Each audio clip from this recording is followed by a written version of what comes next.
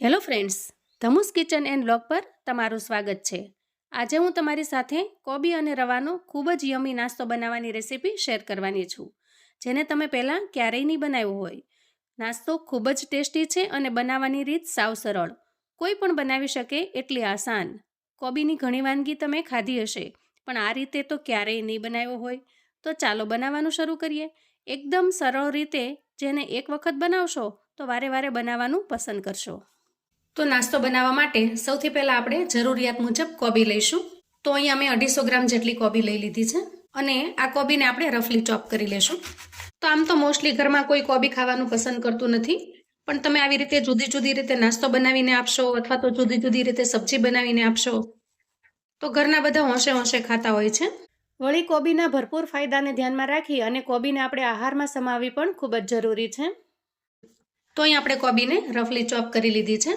કોબીને મેં એકદમ સરસ ધોઈ અને ચોખ્ખી કરીને લીધેલી છે. આપણે એક ચોપર લીધું છે અને આ કોબીને આપણે ચોપરમાં ટ્રાન્સફર કરી દઈશું અને ઢાંકણ ઢાંકી કોબીને એકદમ સરસ રીતે આપણે ચોપ કરી લેશું. તો અહીંયા જુઓ, એકદમ સરસ કોબી છે એને આપણે ચોપ કરી લીધી છે અને એકદમ ઝીણી, આપણે જેવી જોઈએ એવી જ સરસ ચોપ થઈ ગઈ છે. જો થોડી જાડી લાગે તો ચોપરમાં થોડી વાર વધારે ફેરવી લેશું, જેથી કરીને આવી એકદમ સરસ ઝીણી બનીને તૈયાર થઈ જાય. અને હવે એક મિક્સિંગ બાઉલ લઈશું, એના અંદર બધી જ કોબીને આપણે ટ્રાન્સફર કરી દઈશું.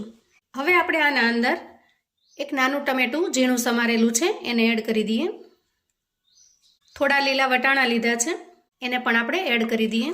એક નાની ડુંગળી ઝીણી સમારેલી છે એને પણ આપણે એડ કરી દઈએ અને ઝીણી સમારેલી કોથમીર છે એને પણ આપણે એડ કરીએ. હવે આ બધી જ વસ્તુને આપણે પહેલાં મિક્સ કરી દઈએ. તો અહીંયા આજનો નાસ્તો વેજીટેબલ્સથી એકદમ ભરપૂર બનાવીએ છીએ અને ખાસ કરીને કોબી, કે જેને કોબી ભાવતી નથી અથવા તો બાળકો માટે કે જે કોબી ખાતા નથી, જેના માટે એકદમ ટેસ્ટી અને ખૂબ જ ચટપટો નાસ્તો બનીને તૈયાર થશે અને ખાનારને ખ્યાલ પણ નહીં આવે કે આપણે આમાં કોબીનો ઉપયોગ કરેલો છે. વળી સાથે સાથે ભરપૂર માત્રામાં વેજીટેબલ્સ પણ આપણે આ નાસ્તાની અંદર ઉમેર્યા છે. અહીંયા તમે ફ્લાવર, ગાજર વગેરે વસ્તુ પણ ઉમેરી શકો છો, એનાથી પણ ખૂબ જ સરસ ટેસ્ટ આવે છે. તો વેજીટેબલ્સમાં તો કોઈ પણ વસ્તુ તમે આમાંથી કોઈ સ્કીપ કરી શકો છો અને કોઈ પણ બીજી 2 વસ્તુ ઉમેરી પણ શકો છો. ખૂબ જ સરસ બનીને તૈયાર થશે, એકદમ લાજવાબ બને છે. તો અહીંયા જુઓ, બધી જ વસ્તુને મેં સારી રીતે મિક્સ કરી લીધી છે. હવે આપણે અહીંયા 5 ચમચી જેટલો આમચૂર પાવડર ઉમેરીશું. અહીંયા તમે ચાટ મસાલો પણ ઉમેરી શકો છો, ખૂબ જ ટેંગી અને મસ્ત ટેસ્ટ આવે છે. થોડા અમથા અજમા છે એને પણ ઉમેરીશું, કેમ કે અજમાથી કોઈ પણ વાયુ દોષ થતો નથી અને જો થયો હોય તો મટી પણ જાય છે, એટલા માટે અજમા નાસ્તાની અંદર ખૂબ જ સરસ લાગે છે. થોડી અમથી 5 ચમચી કરતાંય ઓછી એટલી અહીંયા હળદર ઉમેરું છું, કેમ કે હળદરથી એકદમ સરસ કલર આવશે.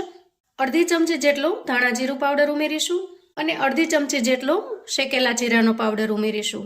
એક નાનું લીલું મરચું આવી રીતે ઝીણું સમારી લીધું છે એને એડ કરી દઈએ, જેથી કરીને તીખાશ આપણને જેટલી જોઈએ એટલી આવી જશે.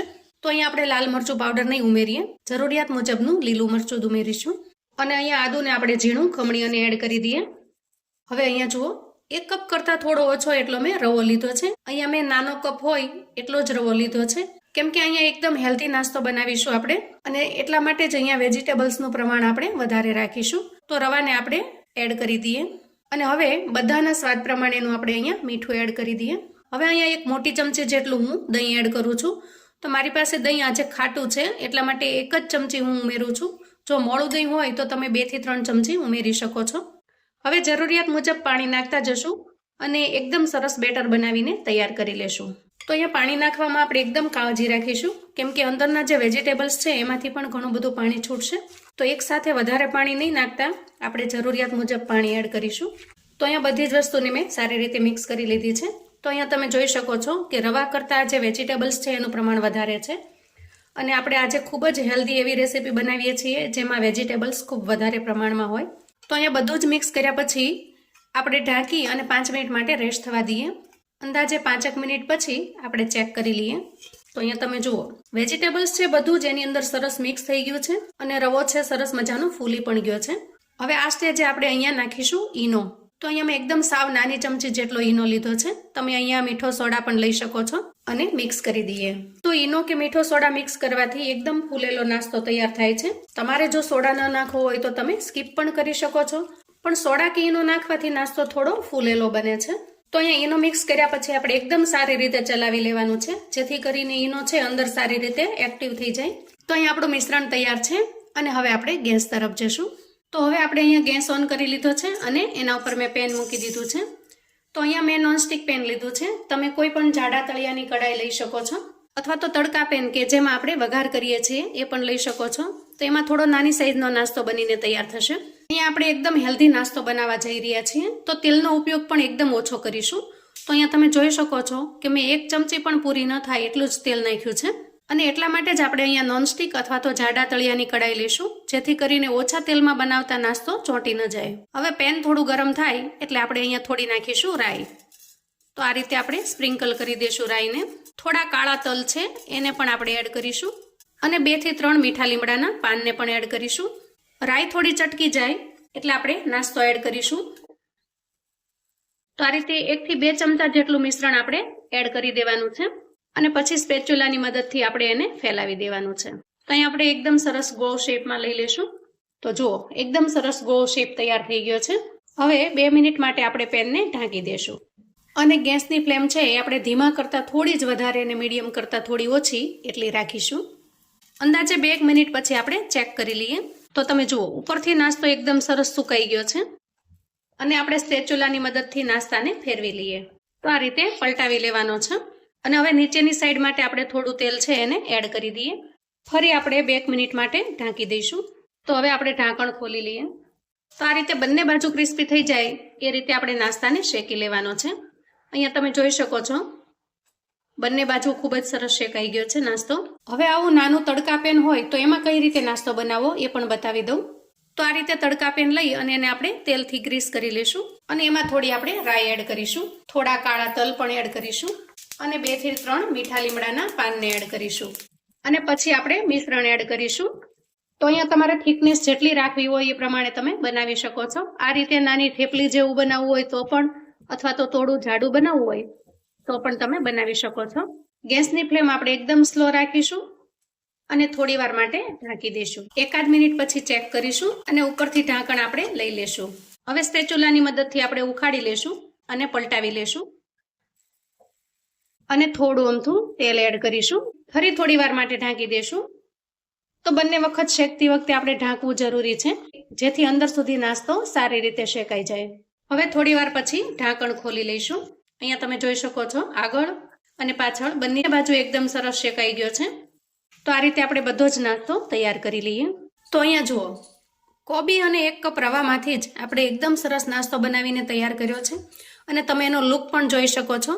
એકદમ એક્સ્ટ્રા ઓર્ડિનરી નાસ્તો હોય એવો સરસ બનીને તૈયાર થયો છે. વળી આ નાસ્તાનો લુક અને એનો ટેસ્ટ બંને એકદમ હાંડવા જેવો લાગે છે. તો તમે ઝટપટ અને ઇન્સ્ટન્ટથી આ નાસ્તો બનાવી અને હાંડવાનો ટેસ્ટ પણ માણી શકો છો.